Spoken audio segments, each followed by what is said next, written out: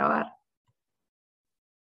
Bien, entonces, bueno, primero les pido la ayuda que me recuerden grabar porque no siempre me recuerdo. Entonces, está mejor grabada cuando la grabo yo. Pero bueno, nos hemos quedado en el inicio de la historia del cronista, ¿no? Y voy a hacer un poco un repaso, primero porque sinceramente no me acuerdo dónde quedamos, y segundo porque creo que a nadie le viene mal un repasito, ¿verdad? Entonces, hemos visto hasta ahora Pentateuco, ¿no? Los 5 libros, los primeros libros que son el libro de la Torá, ¿no? Judía, este libro más importante para los judíos y para nosotros también digamos, lo que explica el origen del mundo y lo que explica también el origen del pueblo elegido, ¿no? Que futuro pueblo Israel, ¿no? Al inicio es pues Abraham que se le elige, ¿no? Entonces, bueno, vimos en el Génesis vimos la historia de los orígenes, ¿no? Toda la creación, el pecado original, la caída y recaída del hombre, ¿no? Desde la Torre de Babel, bueno, antes de la Torre de Babel vino el diluvio, ¿no? Con Noé, luego la Torre de Babel y demás, y luego ya arranca la historia del pueblo elegido, ¿no? Que el primero que eligen es Abraham, ¿no? Dios se le revela a Abraham y Abraham le responde y se va, le pide que salga de su tierra, ¿no? Ese dinamismo interior donde Dios siempre nos hace salir de nuestras comodidades para ir a otro lugar, para encontrarnos con Él, ¿no? No necesariamente un lugar físico, pero sí nos pide quizás desde un lugar teologal, ¿no? Donde tenemos que salir, o existencial, para dirigirnos a otro lugar, que es un lugar que Dios quiere, ¿no? Que generalmente no sabemos a dónde vamos exactamente, pero sabemos con quién. Bien, luego después de Abraham viene toda su linaje, ¿no? Abraham, luego viene Isaac, no voy a hacer preguntas, porque seguro se lo saben esto y simplemente un repaso, pero bueno, Abraham tiene a 2 hijos, uno de los cuales recibe la promesa, el otro lo tiene con Agar, ¿no? La esclava de Sara, todo esto más o menos nos recordamos. Luego Isaac tiene otro hijo, bueno, tiene un hijo, bueno, 2, Esaú y Jacob, y termina recibiendo la bendición Jacob. Fíjense que a pesar de que la bendición la debería siempre debería recibirla el primogénito, en ambos casos no la recibe el primogénito. El primogénito de Abraham era Ismael, pero Ismael era de otra mujer que no era Sara, y Sara era un poco también, ella también estaba metida un poco en la promesa, ¿no? Y tenía que ser el hijo de Sara también. Así que por eso que Isaac tampoco, su hijo primogénito tampoco recibe la bendición porque hace el trueque Jacob medio tramposo y se la roba, ¿verdad? La compra por el plato de lentejas, ¿verdad? Y entonces entra Jacob. Jacob recibe este cambio de nombre, el primer ser humano que recibe el cambio de nombre, que significa como este cambio de identidad profunda, fue Abraham. Recuérdense que Abraham se llamaba Abraham, y recibe este Abraham, que significaba padre de las multitudes. Y luego viene Jacob, que recibe este cambio, que era el nieto de Abraham, recibe el cambio de nombre por Israel, ¿sí? En esta lucha que tiene con el ángel de Dios en la noche, que le da una nueva identidad. Después de Jacob, bueno, Israel vienen las 12 tribus, ¿no? Son sus 12 hijos, varones, y de ahí viene 3 tribus muy importantes. ¿Quién me puede decir? Esto sí creo que me lo pueden decir. ¿Cuáles son las 3 tribus importantes? ¿La más importante cuál es? Judá. Hola. ¿Por qué? Hola. De ahí viene Jesús. De ahí viene el Mesías, ¿no? ¿Qué otra es importante? Leví, Perfecto, ¿y por qué? porque son los sacerdotes, Exacto, el linaje sacerdotal. Y luego hay otra más. Los chiquitos.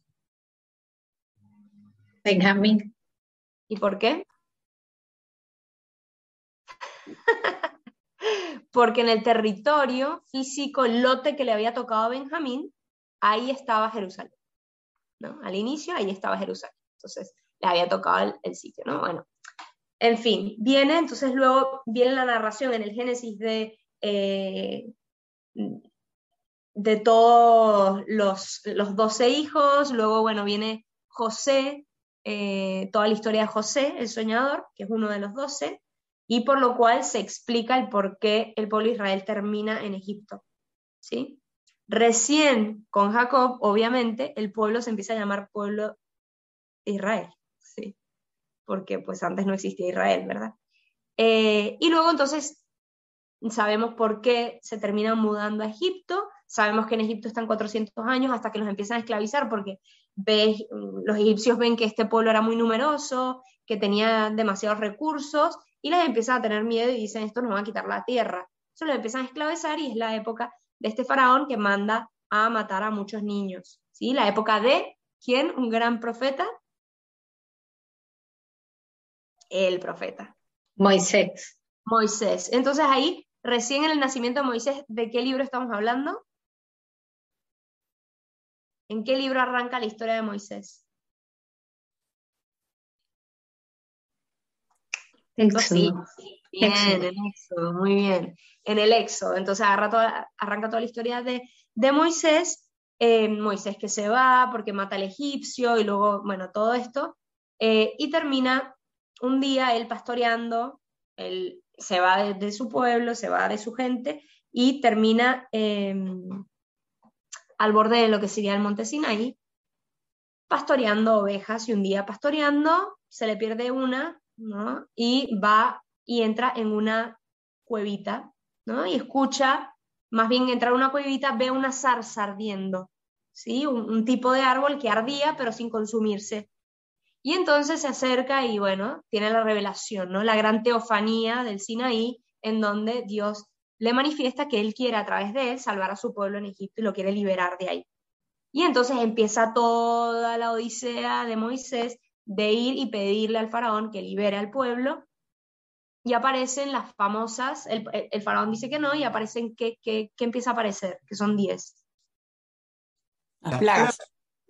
Perfecto, las plagas, ¿no? Empiezan a aparecer las plagas una tras otra, el faraón decía que sí lo iba a dejar irse el pueblo, luego decía que no, bueno, en fin, y salía.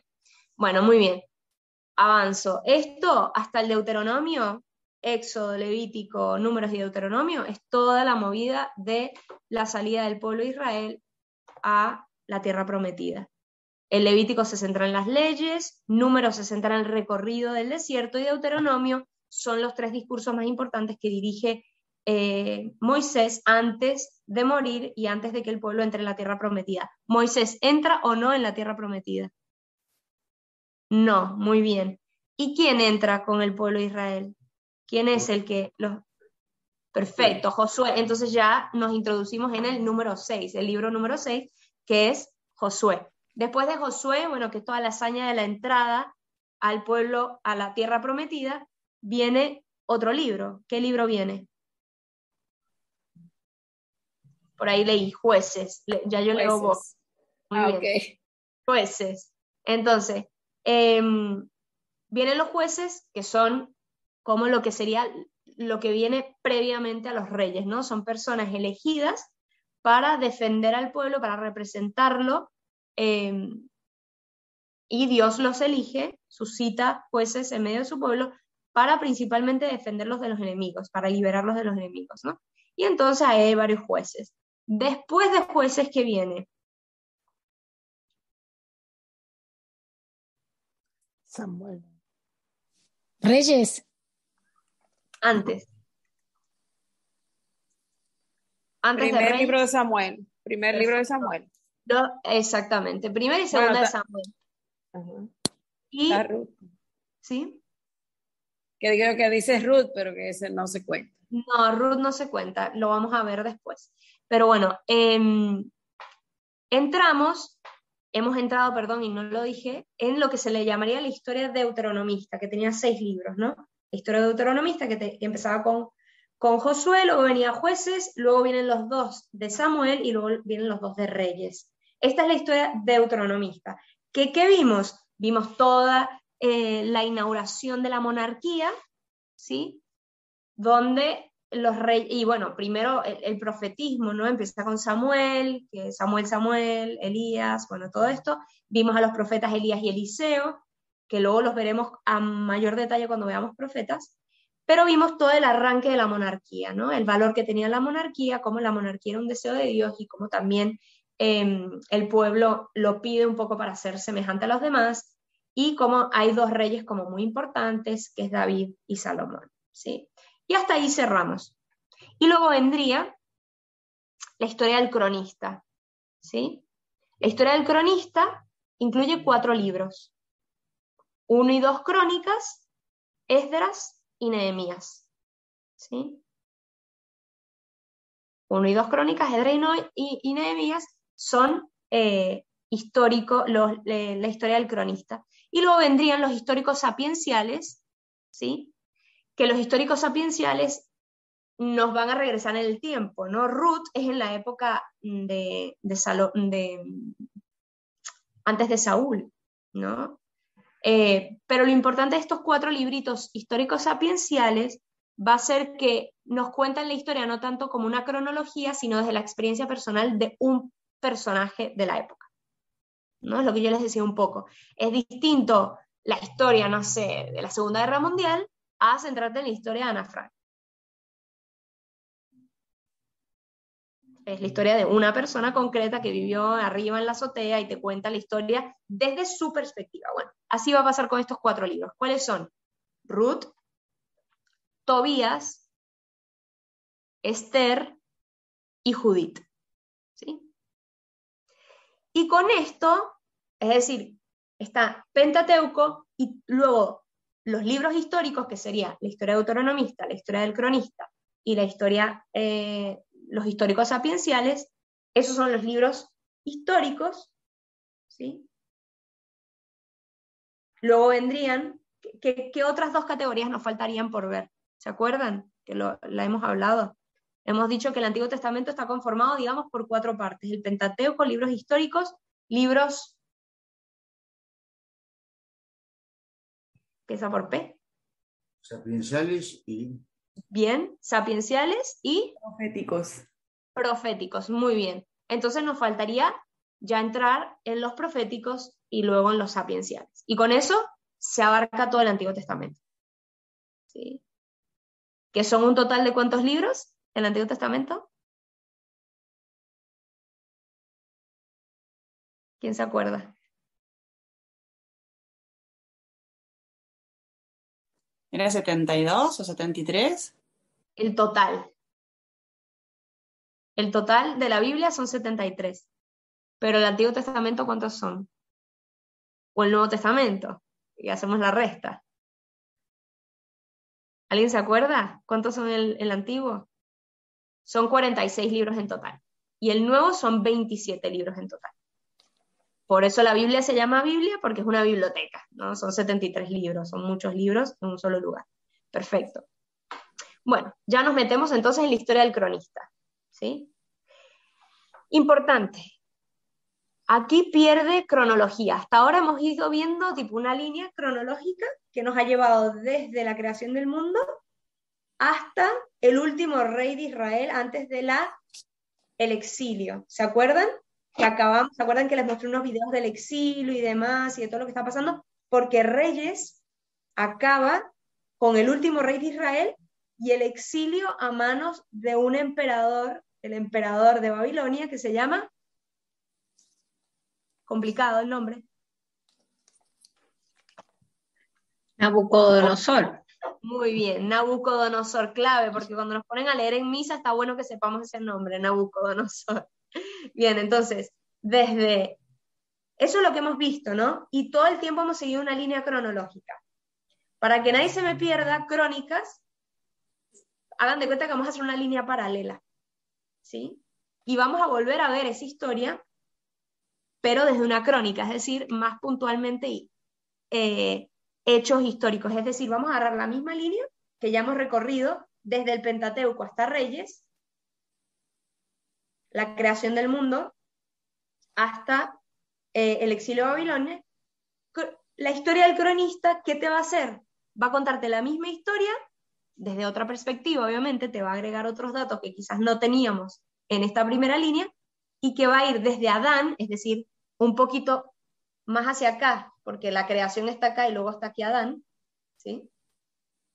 Adán no está desde el inicio de la creación, no está desde hágase la luz, está un poquito después, pero el cronista se va a ir un poquito más allá de la historia deuteronomista, porque la historia deuteronomista llega hasta el exilio, la historia del cronista va hasta después del regreso del exilio, e incluso hasta la construcción del segundo templo.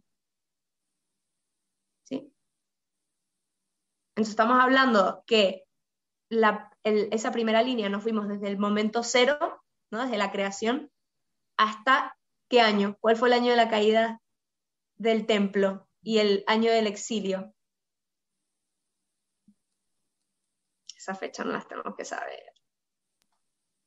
587. Muy bien, muy bien. La caída del templo, la destrucción del templo más que la caída, la destrucción del templo y el exilio a Babilonia suceden en 587. Entonces va a ir desde el 0 hasta el 587, no desde el 0, o sea, desde el menos lo que sea. Y esto va a ir desde Adán, que no es desde 0, es desde un poquito más, hasta el 500, más o menos. Mentira, un poquito más, 480 y tantos. ¿Vale? Entonces vamos a recorrer y vamos a ver, y esta historia del cronista, ¿por qué es tan interesante? ¿Sí? Vuelvo a decir que son estos 4 libros. Ay, perdón, me dejé de contarles otros 2 libros que me faltan, son los 2 macabeos. ¿Sí? En la historia, en los históricos, después del cronista están los macabeos, ¿sí? Y luego los históricos sapienciales. Estos 4 libros fueron probablemente escritos en la época del Imperio griego, ¿sí? ¿Se acuerdan los imperios? Después del babilónico, ¿cuál viene? El sirio, el sirio. El persa, el que es Ciro, ¿no? Ciro, Sí, perfecto, el imperio persa. Y después del imperio persa viene el imperio...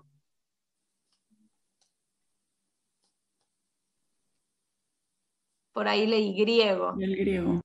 Perfecto. Y después del griego viene en el que estaba Jesús, que era ¿cuál? El romano. Perfecto. Entonces, estos libros probablemente fueron escritos en la época del Imperio griego, es decir, posterior, obviamente, o sea, estas cosas suceden y luego se escriben, ¿no? ¿Y cuál es lo interesante de estos libros, como les dije la otra vez, era que primero cubren un amplio arco de tiempo, ¿sí? La historia del cronista comienza en Adán. Si se fijan, la primera de Crónicas, versículo 1, ¿cuál es la primera palabra que nos encontramos? Adán. ¿No? La primera palabra es Adán. Entonces, va a cubrir desde Adán hasta el regreso de los hebreos del exilio, el regreso del exilio y la reconstrucción del templo, la reconstrucción de la ciudad, ¿no? La ciudad la habían destruido completa, las murallas, todo, y toda la reforma religiosa que llevan a cabo Esdras y Nehemías, ¿sí? Esdras y Nehemías llevan una nueva reforma. Hagan de cuenta que esta gente lleva 40 años sin vivir en la tierra prometida. O sea, ustedes han visto los estragos de la Iglesia Católica en 2 años de pandemia. Imagínense 40 años de no hay ritos, no hay sacrificios, no hay nada. O sea, las familias están todo el mundo desperdigado. Quita tú en su casa encerrados. No, fuera de su casa tratando de sobrevivir. O sea, imagínense la movida religiosa que implicaba. O sea, habían ya generaciones que habían nacido sin conocer el templo, sin saber qué significaba eso, sin haber visto nada. ¿No? La típica de un chiquito que te dice, bueno, llevo 2 años sin ir a misa, es como si nunca hubiesen ido. Ahorita, pero imagínense que nunca han visto una iglesia. O sea, imagínense la reforma religiosa que tienen que hacer. Bueno, esta es la situación de Israel en esa época. Bien, entonces, ¿por qué se le llama historia del cronista si son 4 libros distintos? Bueno, porque parece que hay una unidad en el autor, ¿no? Que el autor es el mismo para los 4 libros, por la unidad intrínseca de la historia y cómo lo narra, la forma en que lo narra, los componentes lingüísticos y demás, el mismo vocabulario. Parece que son 4 libros muy semejantes en cuanto a la forma de la narración, y por eso se le marca una unidad a estos 4 libros, ¿sí? Otra cosa interesante es la finalidad, ¿no? Hagan de cuenta que este libro es como una relectura del pasado en función del presente, ¿sí? Es el pueblo ya vuelto del exilio, que tiene una visión rápida de la historia, desde Adán hasta Ciro, ¿no? Ciro fue el emperador persa que les permitió regresar a la Tierra Prometida. Y es la primera relectura que se hace de la historia, ¿no? Antes simplemente, bueno, se había escrito Salomón hizo esto, hizo lo otro, David hizo esto, hizo lo otro, pero por primera vez ya pasó el tiempo y se dice, ¿qué fue lo que pasó? ¿Y qué personajes fueron importantes, ¿no? Si yo les digo ahorita que hay libros de historia de lo que está sucediendo hoy, vale, buenísimo, pero el valor de ese libro va a ser distinto al que se escriba dentro de 100 años de qué fue lo que pasó con el COVID, porque ya se va a ver consecuencias, qué tan importante fue, si no fue, qué fue lo que pasó, ¿sí? Y pongo el COVID como un ejemplo porque es algo que mundialmente nos ha afectado. Pero realmente con el tiempo se podrá saber qué estragos trajo, quiénes realmente fueron los protagonistas durante este periodo, quiénes no fueron, quiénes se pensó que eran protagonistas en el momento donde se estaba viviendo la historia, pero con los años que pasó, esa gente fue olvidada y hubo otros que sí fueron recordados, ¿no? Bueno, esto es lo que está haciendo el cronista, ¿sí? Y lo curioso es, y lo más valioso, es que es la Biblia interpretándose a sí misma en aspectos de la revelación. O sea, es dentro de la misma Biblia y no alguien externo que interpreta la historia y le da importancia a más cosas. De hecho, muchas cosas que quizás nosotros hoy le damos importancia de la historia de Deuteronomista es porque la hemos pasado por la historia del cronista y nos hemos dado cuenta que Judá es súper importante, pero si nos leemos, hacemos como limpieza de nuestros conocimientos previos y leemos puramente el libro, no sé, los libros de la historia de Deuteronomista, quizás nos sacamos la consecuencia que Judá es tan importante. Sabemos que es importante luego, porque en el momento no se sabía, ¿sí? De hecho, cuando Israel da la bendición a cada uno de sus hijos, no se puede intuir del todo, o sea, hay una señal, pero no se puede intuir del todo que la tribu más importante es Judá. Y eso es en el momento de la bendición. No se puede sacar esa conclusión, esto en el Génesis. Más adelante sí. Bueno, eso es lo interesante del cronista. El cronista nos va a dar ciertas puntadas de importancia de cosas que nosotros, si no hubiésemos tenido el cronista y solo el deuteronomista, no nos hubiésemos dado cuenta, ¿no? Otra importancia de estos 4 libros es que va a iluminar y orientar el modo de vida de la comunidad israelita post-exílica. Recuérdense, es como volver a decirle al pueblo qué es lo importante, ¿no? Y les aseguro que si nosotros hiciéramos ahorita el ejercicio de, bueno, vamos a escribir qué es lo más importante de la fe católica hoy, cuando la gente tipo ni va a misa, ni se acerca, ni nada, les aseguro que es distinto, no porque en sí haya cambiado lo importante, sino que quizás la pastoral tiene que cambiar, la forma, ¿no? Yo no te puedo decir, después de tú no haber ido a misa 2 años, anda a misa porque si no estás en pecado. No sé si ese es el camino. Aunque no haya cambiado que la misa es algo esencial. El camino pastoral no es ese, ¿sí? Bueno, imagínense después de 40 años. Entonces, esto servía para iluminar, pero los judíos siempre han sido más radicales que nosotros, entonces les van a tirar duro a la cabeza. Así que prepárense para escuchar lo que dicen Esdras y Nehemías luego. Pero bueno, la monarquía había llegado a su fin, habían matado a los reyes, Israel se quedó sin reyes, se quedó sin templo, lo único que tenía era la ley, pero la ley ni siquiera podía ser vivida en plenitud porque no había templo. Se dan cuenta que todos sus pilares básicos de su fe, y no solo de su fe, recuerden que para los judíos no era un tema de fe como a veces lo vivimos nosotros, ¿no? Como diseccionado de la vida. No, bueno, mi fe la vivo el domingo cuando voy a misa. No, para ellos era algo neurálgico. Como creo que todos los que estamos acá lo vivimos, pero sabemos que no todos los cristianos lo viven así, sino sectorizado, ¿no?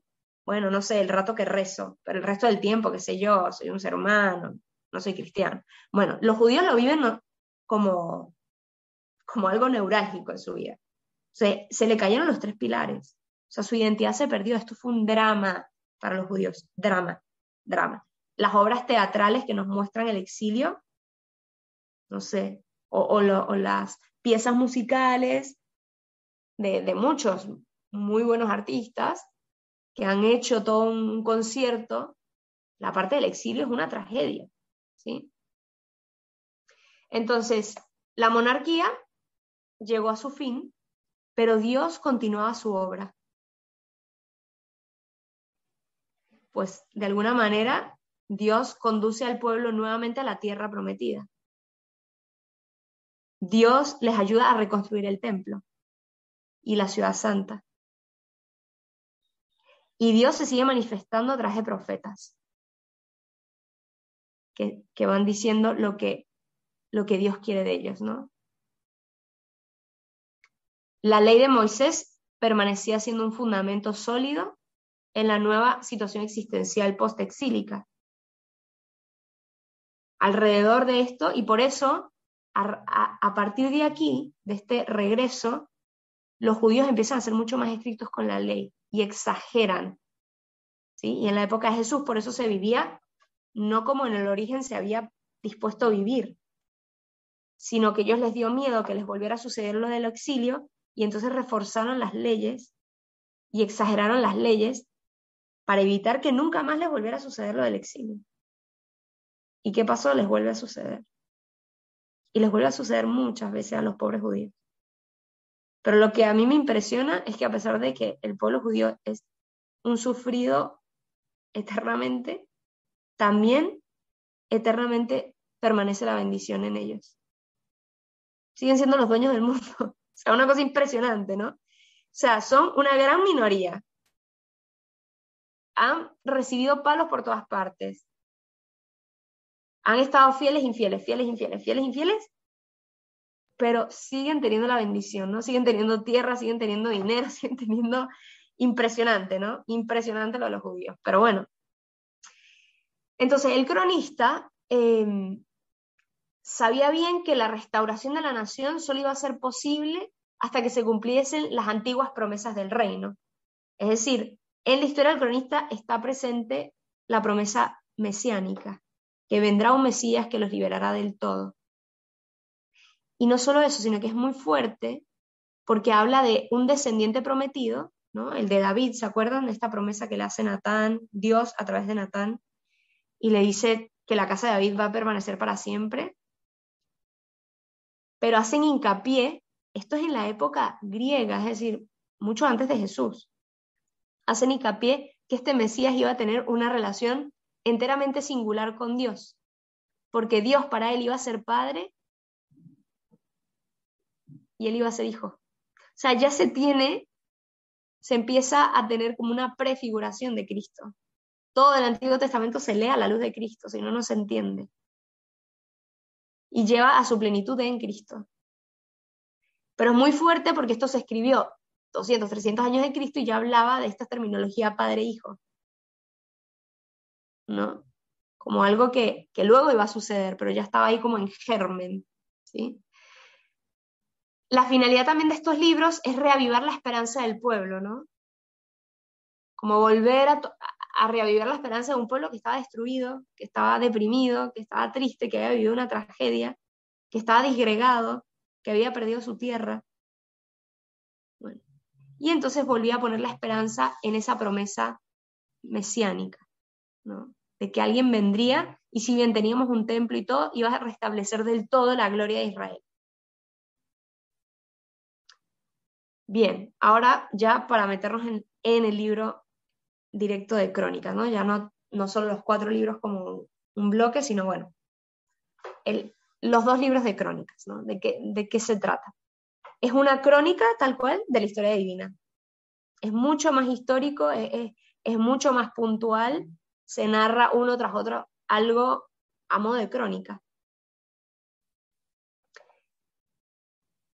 La obra es como un complemento de 1-2 Samuel, 1-2 Reyes, ¿sí? Va a narrar lo mismo que se narró en estos libros, pero desde otra perspectiva. Igual que en el caso de Samuel y de Reyes, Crónicas era un único libro, y luego se divide en 2, pero por fines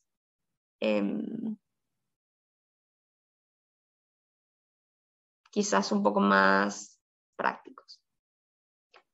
Entonces, Crónicas constituye una gran introducción a la historia bíblica posterior al exilio, ¿sí?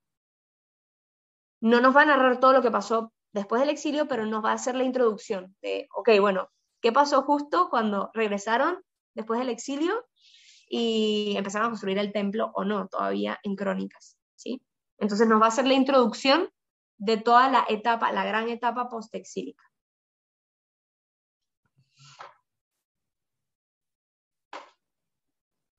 Se cree que el que escribió el cronista había leído, por supuesto, 1-2 Samuel, 1-2 Reyes, o sea, lo toma como libros de referencia. ¿Sí? Es como decirles, no sé, la creación de los evangelios. Se cree que el primer evangelio que se escribió fue el de Marcos, y el de Mateo se basa en el de Marcos, pero lo amplía. Fíjense que Marcos tiene 16 capítulos, pero Mateo tiene 28 y los alarga, ¿no? Y alarga un poco más los detalles. Lucas se cree que también fue inspiración desde Marcos, entonces digamos, el primer evangelio y el que no estaba condicionado por ningún otro escrito previo, se cree que fue el de Marcos. Y Juan, también a su vez, o sea, lo que voy es, los libros, digamos, originales de la historia fueron 1-2 Samuel, 1-2 Reyes, y luego Crónicas toma de esto y cuenta lo importante, ¿no? Es como una segunda versión. Como les dije, como la finalidad, ya les hablé de la finalidad de todo el bloque, pero la finalidad propiamente del cronista era modelar la identidad religiosa de esta comunidad después del exilio. ¿Y cómo lo hace? Pues retomando la historia pasada del pueblo en su momento cumbre, en los reinados más, en los que se cree que era la identidad propia del pueblo de Israel, estuvo como perfecta, que ¿cuáles fueron esos reinados? Vamos a decir, o sea, la época de oro de Israel, para ellos, fueron ¿qué reinados? David y Salomón, exactamente. David y Salomón. Exactamente. Entonces, ¿qué hace? El cronista se detiene prácticamente todo, Crónicas, perdón, se detiene casi todos sus 2 libros en David y Salomón. Como les dije, es un testimonio de una interpretación bíblica dentro de la Biblia misma, y esto es el valor que tiene esto, ¿no? Porque cuando yo leo algunas cosas del deuteronomista, no, como que no destacaría algunas cosas que luego sí se destacan, o que históricamente se han destacado. Bueno, se destacan aquí en Crónicas. Bien, ¿cuál es el contenido de este libro? El libro trata de hacer una exposición que evidencie el modo en que la providencia divina ha actuado y ha guiado la historia, ¿sí? Entonces su foco va a estar en siempre decir qué es lo que ellos creían que Dios estaba haciendo. No tanto en el hecho puntual, sino en el hilo de Dios. ¿Puedes repetir de vuelta este último? Sí. ¿Cómo hacer? Este libro de Crónicas intenta hacer una exposición, ¿sí? Una narración que evidencie el actuar de Dios en la historia. No solo busca narrar una historia, sino cuál era el plan de Dios en medio de esto. Y por eso va a destacar ciertas personas, ciertas situaciones, ciertos modos, porque eso es lo que luego va a hilar la historia de Dios, o sea, lo que tiene sentido a la hora de la revelación.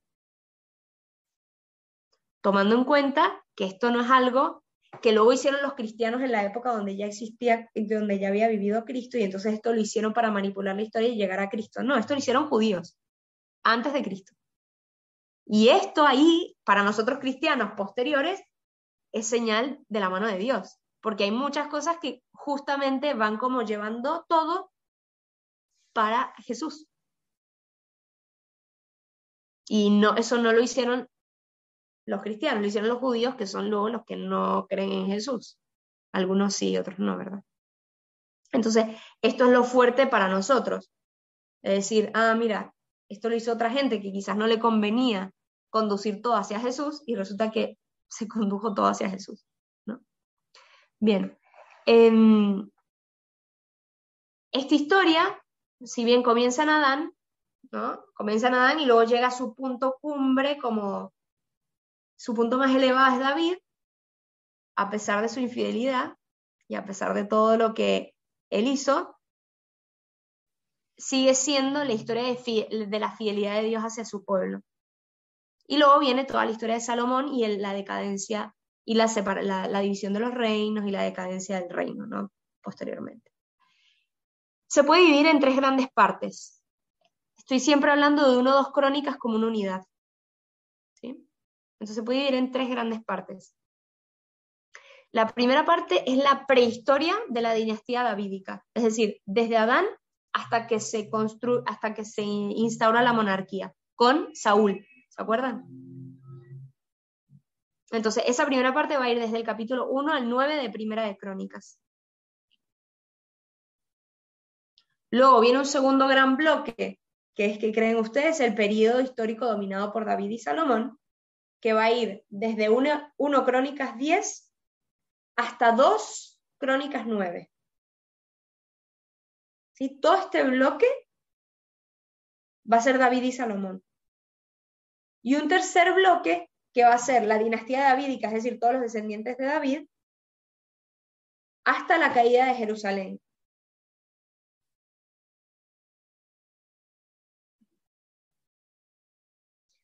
Pero Crónicas no va a terminar igual que Reyes, que acaba en el exilio, sino que Crónicas va a acabar diciendo que 40 años después del exilio salió un edicto del emperador persa, que se llama Ciro, diciendo que todos los pueblos podían regresar a su nación original, porque Babilonia había hecho estragos, no solo sacó a Israel de su tierra, sacó a muchísima gente, a muchos pueblos de sus tierras, y les dice, pueden regresar todos a sus tierras e incluso pueden vivir su culto, es decir, les da libertad religiosa. Y por eso Ciro, a pesar de ser un emperador persa, que no es judío ni nada que se le parezca, se le llama Ciro el ungido. Se reconoce a Ciro como una persona que Dios suscita, a pesar de no ser judío. Bien, primera parte, ¿no? Este gran bloque de la prehistoria, ¿no? Desde Adán hasta David, ¿no? Desde 1 Crónicas 1 al 9. Primero es una gran introducción a la historia de David. Estos 9 capítulos no tienen tanto la finalidad de contar la historia desde Adán hasta David, cuanto empezar a introducir a David como el protagonista. ¿Y qué son estos 9 capítulos? Son genealogías, una tras otra, como las del Génesis, que son tediosísimas, ¿no? Fulanito engendró menganito, sutanito, así. Eso es. Prácticamente los 9 primeros capítulos son puras genealogías, ¿sí? Y a través de las genealogías, el cronista lo que hace es unir la figura de Adán, ¿no? Hace un árbol genealógico enorme, desde Adán hasta David. Se va diciendo fulanito, menganito, hasta que llegamos a David. Y con eso recorremos un periodo histórico muy amplio, sin entrar en detalles de qué pasó, simplemente para llegar a la finalidad, que es nombrar a David. ¿Qué pasa? Lo interesante de esto es que esta historia pudo haber empezado desde Abraham, el elegido de Dios, pero empieza desde Adán. Y cuando la historia empieza desde Adán, nos está hablando de otra cosa. Les pongo un ejemplo. En los evangelios, tenemos 4 evangelios, hay 2 evangelios que nos cuentan la genealogía de Jesús. Una de las genealogías empieza en Abraham y otra en Adán. Yo les pregunto, de lo poco que les he contado de los evangelios, primero, ¿saben cuáles son esos 2 evangelios que narran las genealogías? Los 2 evangelios que narran la infancia de Jesús. ¿Cuáles son? Mateo. Mateo y... No, el otro no me acuerdo. Juan. No, Juan empieza ya bautizando a Lucas. Lucas. Marcos. Lucas y Mateo. Pero Lucas ni narra nada, ¿no? ¿Cómo? O sea, Lucas ni narra nada, ¿no? O sea, Narra un montón. Ni eso, pero... Narra toda la previa. Es el que narra ¿cómo se llama? La anunciación. Narra un montón. Lucas narra un montón. Bueno, Mateo y Lucas narran la infancia de Jesús. ¿Quién se acuerda? Cada libro, cuando uno escribe un libro, no sé si alguno ha tenido la oportunidad de escribir un libro o de dar un discurso, cuando uno da un discurso, ¿qué es lo primero que tiene que tomar en cuenta? Lo primerito. La idea que quieres transmitir. La idea, sí. ¿Y a quién le vas a hablar? Perfecto, ¿a quién? ¿No? Cada evangelio está dirigido hacia alguien.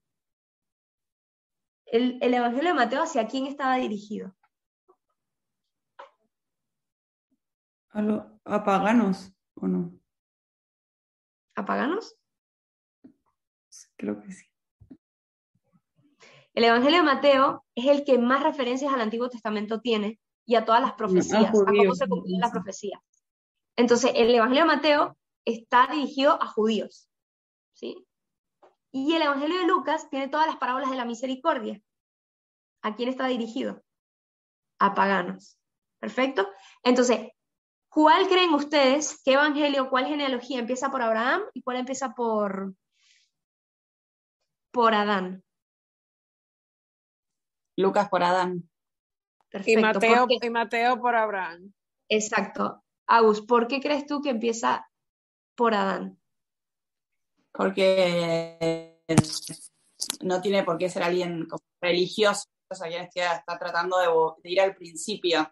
Perfecto. Para llevarlos a Jesús. Perfecto, perfecto. Eso es lo mismo que intenta hacer el cronista.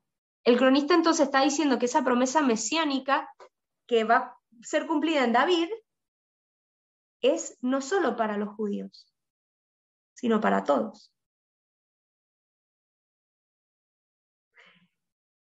Esto es información, ¿ustedes creen que alguien puede llegar a esa conclusión? Con mucho estudio quizás, pero no, o sea, a esto es lo que voy, como que la Biblia para poder ser leída tenés que tener muchos datos como previos, porque si no es como que qué rollo, ¿para qué pusieron tantos nombres? Qué rollo cronista. Y es verdad, quizás pusieron un rollo, pero hay un dato esencial que es porque empezaron por Adán, ¿no? Bueno, perfecto. Entonces, sobre David recae la elección divina, recae la promesa de un reino eterno, pero esa elección gira no solo para el pueblo de Israel, sino para toda la humanidad. Y por eso, esa promesa mesiánica es un momento fundamental para toda la historia de la salvación. Para todos. ¿Por qué nosotros qué celebramos nosotros el 6 de enero? Sí, perdón que me estoy yendo de adelante para atrás en el Antiguo Testamento y Nuevo, pero ¿por qué celebramos el 6 de enero?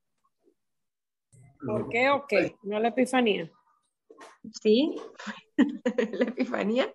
¿Y por qué celebramos la Epifanía? Para regalar regalos ese día, está bonito la historia, Baltasar, Melchor, ¿no? O sea, ¿por qué lo celebramos? Son reyes de todos los puntos. A ver. Los reyes de todos los puntos cardinales, ¿no es así? ¿Cómo? Exactamente. Celebramos que ese niño que acaba de nacer viene a traer la salvación no solo al pueblo de Israel, sino a todo el mundo, a todos. Eso es lo que se celebra el 6 de enero. O sea, todo bien con los 3 Reyes Magos. Pero no es que adoramos a los Reyes Magos y los Reyes Magos son el hit de la temporada, no. El hit de la temporada es que este niño ha venido a salvarnos a todos, y no solo a un pueblo. ¿Sí? Vale. Entonces, los anillos que van desde Adán hasta David, ¿no? A través de la descendencia, constituyen los pasos sucesivos del caminar de Dios con la historia de los hombres, en la historia de los hombres. Cómo Dios ha caminado al lado de todos los hombres para salvarlos, para arreglar lo que hizo Adán y Eva y lo que hemos hecho todos en consecuencia. Ahora bien, en las genealogías, si se ponen a leerlas, bastantes de esos personajes les van a sonar conocidos, o que por lo menos los hemos leído. No lo vamos a leer. Pero si ustedes quieren, el libro de Crónicas, esos primeros 4 capítulos, son para leerlos una vez en la vida. No es necesario más. Son de estos trozos tediosos que dicen, ¿para qué lo voy a leer? Pero bueno, si lo quieren leer como por curiosidad, a ver cuántos nombres reconocen, háganlo. Entonces, en estas genealogías van a ver que no se mencionan todos los personajes de la historia bíblica. O sea, es imposible, no crean ahí que, ay, bueno, ahí va a aparecer todo mi tatarabuelo, no, o sea, no va a aparecer, ¿me entiendes? Como que es una parte como reducida. ¿Y cuál es el criterio? Pues rememora solo lo que son importantes para la finalidad de la obra. La finalidad de la obra es David. Y por lo tanto, va a narrar, no sé, la genealogía de Abraham, Isaac, Jacob. La de Saúl no va a ser nombrada. La de Ismael no va a ser nombrada. ¿Sí? Luego la de Judá. Las otras tribus serán nombradas pobremente, pero la que le va a interesar seguir la línea va a ser la de Judá, hasta que llegue a David. Si no, olvídense ustedes 9 capítulos, serían quién sabe cuántos capítulos. Entonces, después de Adán, el cronista nos va a recordar a todos los patriarcas hasta la época antes del diluvio. ¿No? Estos van a ser los 4 primeros capítulos. Del 1 al 4 son todos, es desde Adán hasta antes del diluvio. Luego, recuérdense que vienen, bueno, los 3 hijos de Noé. Noé, todo el mundo se muere y tal, pero queda Noé y sus 3 hijos. Bueno, solo se va a destacar la lista de Sem, porque Sem, de ahí va a aparecer Abraham. De los 3 hijos de Noé, solo uno es el importante en cuanto a la historia que se está tratando de contar, ¿no? Cada persona es importante a los ojos de Dios, pero en cuanto a la historia que se está narrando, solo le interesa esta, ¿no? Hasta que llega Abraham y sus descendientes.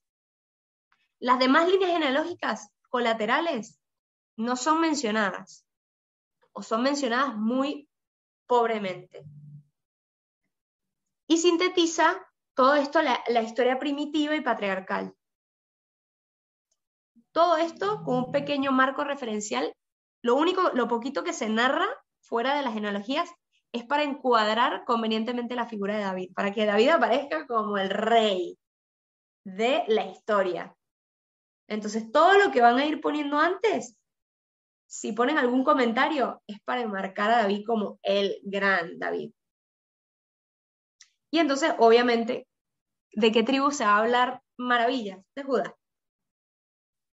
Hay otras 2 tribus que también reciben comentarios en esta genealogía, que es la de Leví, como dijimos antes, y gracias a esto es que yo les puedo hacer la pregunta de cuáles son las tribus más importantes, sale de este libro, ¿no? Por la importancia que le da la importancia narrativa que se le da a Leví y a Benjamín como el lugar donde se encontraba la Tierra Santa, ¿no?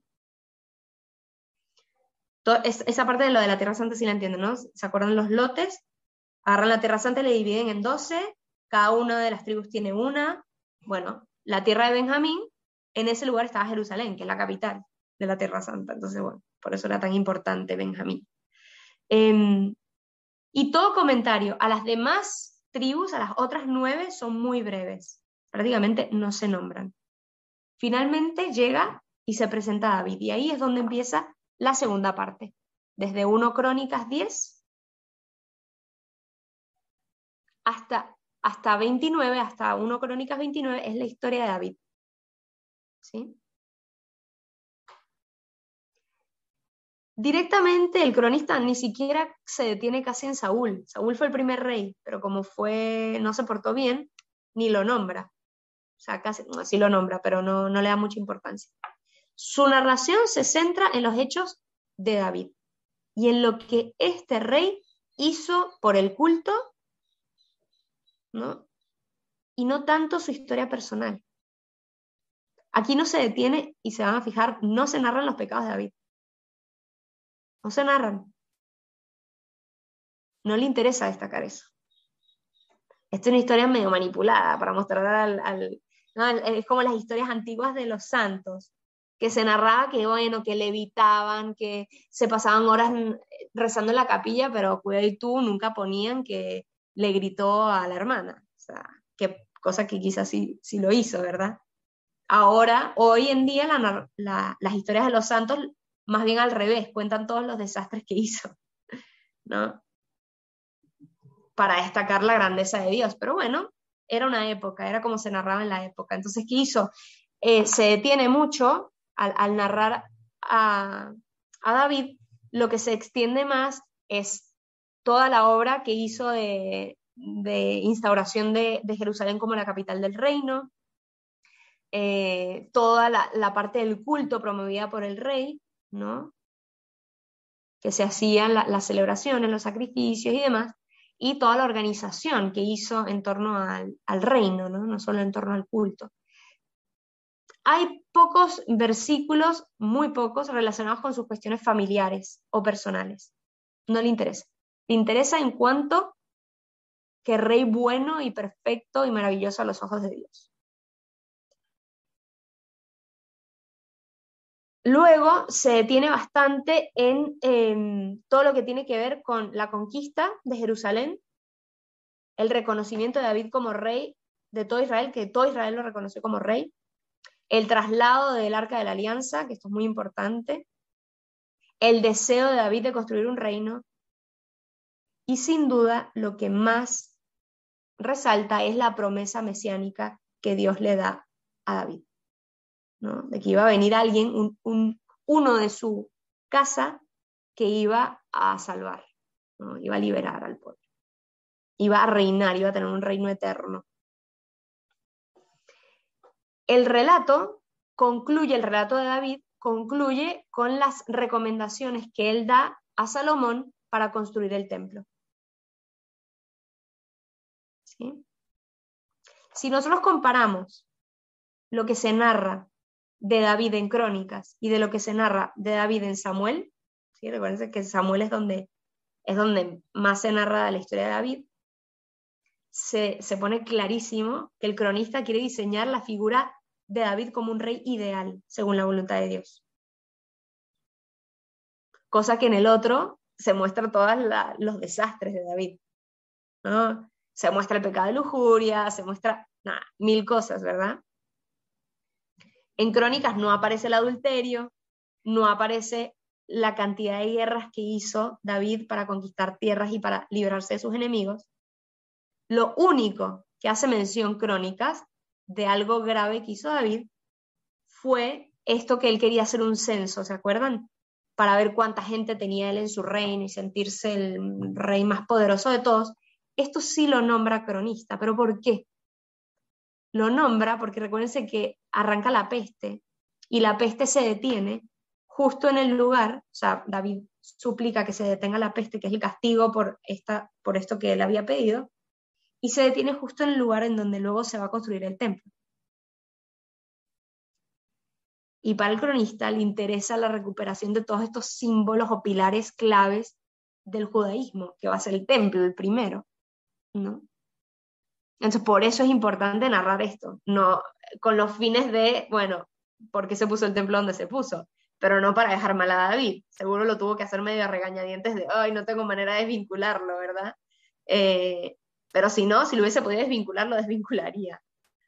El cronista es consciente eso sí, ojo, o sea, sí ensalza mucho a David, pero el cronista es consciente de que Yahvé es el verdadero rey, que Dios es el verdadero rey de Israel, y que David y los sucesores son representantes, son vicarios, son representantes de Dios en la tierra. Y por eso el tema de la teocracia se mantiene. O sea, para Israel, ellos tenían un sistema teocrático, es decir, Dios era el rey. Y cada vez que el rey se comportaba como el Dios, ahí es donde venían las cosas mal.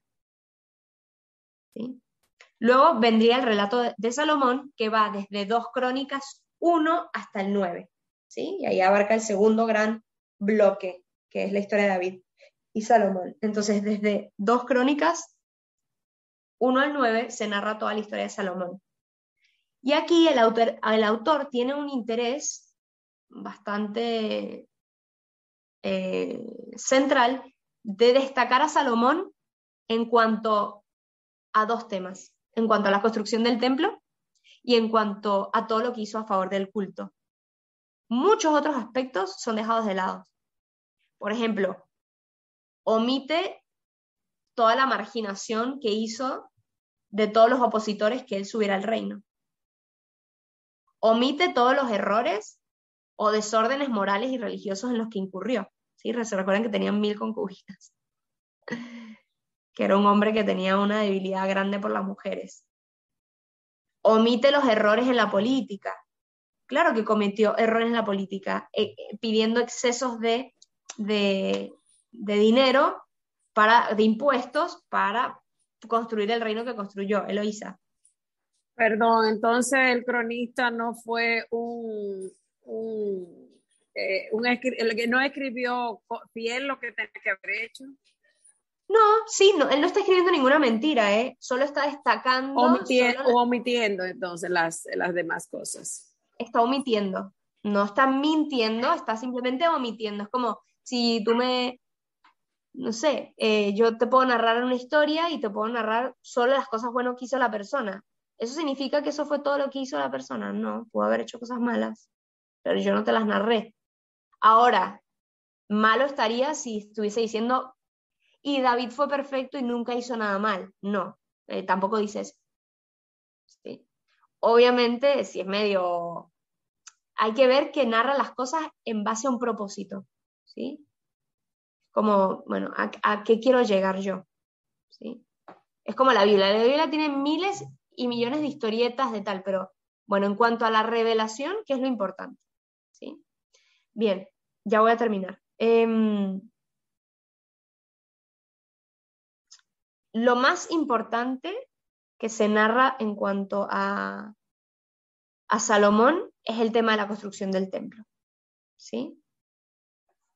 Todo lo demás que le parecía superfluo o que no tenía que ver con la construcción del templo, el cronista lo dejó de lado. ¿Sí? Por ejemplo, algo que fue importante y fue valioso, que fue el juicio de las prostitutas. ¿Se acuerdan de los hijos de las prostitutas? El hijo de las prostitutas, que cortarlo por la mitad, ¿se acuerdan? Esto no lo narra el cronista, y era una historia buena, era algo bueno de Salomón, pero no tenía nada que ver con el templo, entonces no lo cuenta. ¿Sí? Luis, ¿querías preguntar algo? No, tienes ahí. ¿Ahora?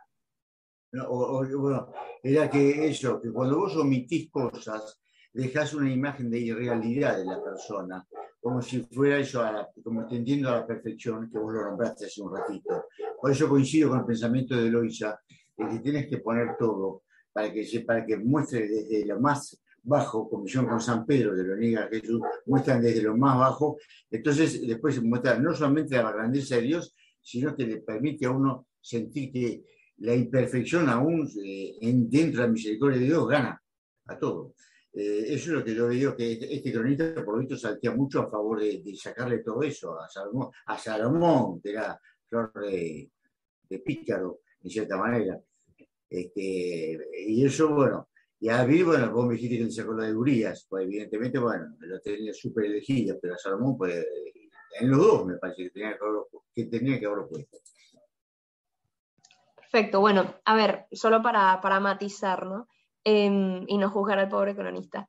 Hay que ver siempre una biografía nunca va a ser completa, de nadie, ni ninguna historia va a ser completa, es imposible narrar algo absolutamente completo, ¿sí? Por otro lado, los otros libros ya estaban escritos y ya se conocían, eran públicos, notorios, conocidos. Entonces, él no estaba buscando evitar o omitir o no contar esa parte, sino que tenía otra finalidad. Él no, por ejemplo, no le interesan los hechos personales de Salomón, le interesa en cuanto a una historia que luego voy a narrar a mis hijos para reconstruir la cultura de un pueblo, que no se reconstruya desde Salomón y lo que él hizo. Para nosotros es un aspecto valioso porque entendemos todo esto de la vulnerabilidad y entonces nosotros, los pecados del otro a mí me ayudan como para tener esperanza sobre mí mismo y qué sé yo, mil cosas, ¿no? Pero hay que ver como el objetivo, incluso pensemos en como los evangelios, no todos narran todo.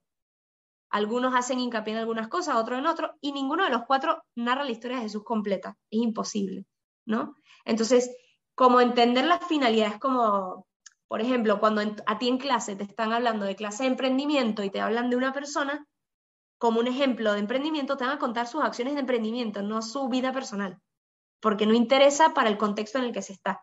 Entonces, sí depende, la historia del mundo, o sea, la historia de Israel o la historia de una persona es inabarcable, pero sí es importante saber el objetivo, la finalidad para la cual ese escrito está siendo hecho para comprender cuáles son los aspectos que me van a contar, porque si no les podemos poner una mirada de sospecha a estos libros.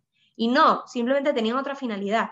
Y no hay que tener sospecha porque estos libros se basan en los otros que él ya sabía, es como Juan. Juan no cuenta casi nada de lo que... Juan no cuenta ni una sola parábola de la que dijo Jesús. ¿Pero por qué? Porque Juan se escribe 50 años después de los otros 3 evangelios que están narrando mucho una parte y para Juan le pareció importante narrar otra parte que no había sido narrada. ¿Se entiende? Bueno, termino con esto para dejarlo justo en el arranque de la tercera parte, ¿no? Bueno, de Salomón no, nada, lo que se destaca es la construcción del templo, la sabiduría de Salomón, sí la destaca también, de la cual la reina de Saba fue testigo, y el resto de los hechos de Salomón, el mismo cronista dice, hay unas fuentes en donde ustedes pueden leer más de la historia del Salomón. Si les interesa, están en otros libros, ¿saben? Como que incluso el mismo cronista lo dice, remite a otras fuentes. Bien, y nos quedamos justo al inicio de la tercera parte, que es la dinastía davídica, ¿no? Todo lo que vino después de Salomón y David, o sea, es decir, del capítulo 10 al 36 de 2 crónicas. La tercera parte de crónicas, que la empezaremos la semana que viene, y ya arrancamos con Esdras. Preguntas. Bueno, ya han ido surgiendo, pero si alguien tiene alguna otra. No, yo tengo los macabeos van en qué lote del libro, pues, No ¿no? tienen lote, no tienen Ok, lotes. ¿Sí? ok. Justo en la época del Imperio Griego, después de la historia del cronista vienen los macabeos, pero Ok. no pertenece a un grupo, son el libro de los macabeos. De hecho, no pasa como todos los otros libros que vienen en parejita. El 1, el 2 no es continuación del 1 en Macabeos. El 1 y el 2 son totalmente distintas historias que se están narrando. Ok, gracias. Vale. ¿Alguna otra pregunta? Ari, ¿no hay alguna película que nos ayude a como afianzar esto, tipo que nos vaya a ver lo gráfico? Mira, Porque hay a mí una yo siento... serie que se llama The Bible. No sé dónde está, pero narran como historias más importantes, que está bueno, está muy bueno la serie esta de The Bible. Y videos, hay un video que se llama, perdón, un canal en YouTube que se llama The Bible Project, ¿no, Leila? ¿Se llama así? Bueno, voy a parar la grabación, ¿no? Perdón. The Bible Project